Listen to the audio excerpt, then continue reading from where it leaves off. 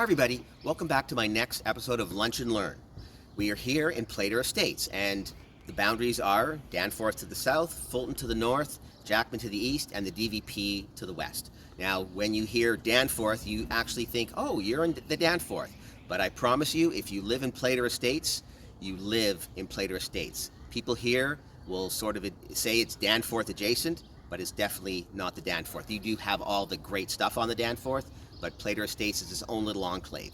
The quick history here is that it was named after a guy, George Playter, and he came here in the, I guess, the early 1800s. He was awarded this by Lord Simcoe for his military service. They gave him about 2,000 acres in the neighborhood. Interesting tidbit about him is that he stole some plans from George Washington's desk, and he worked in reconnaissance for the British. Now, you can still see some of the old Playter Estate at 28 Playter Crescent. It was the old farmhouse. It's now a residence, but it's been used for movies, commercials, etc. Beautiful, beautiful house.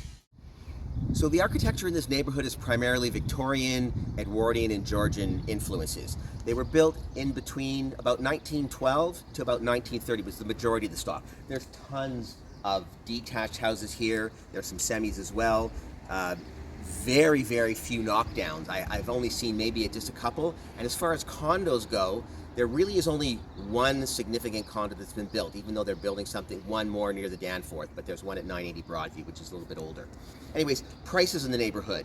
The average price so far this year was about $2.3 million, just a little bit north of that. But these houses behind me here would probably go somewhere in the neighborhood of about $3.5 million.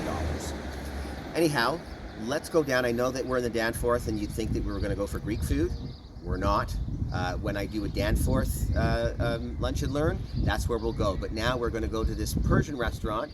We have a great multicultural city, so we're going to go to a Persian restaurant called Herbie's. Let's go. Okay, we're here at Herbie's. My orders come here. It looks amazing. I'm not even going to make an attempt to pronounce the dishes in the Persian dishes, but clearly we have a beef stew with saffron rice, we have a yogurt dish, and we have an eggplant dish. This looks incredible. I'm sure it's going to be. I'm going to dig in and give you my review.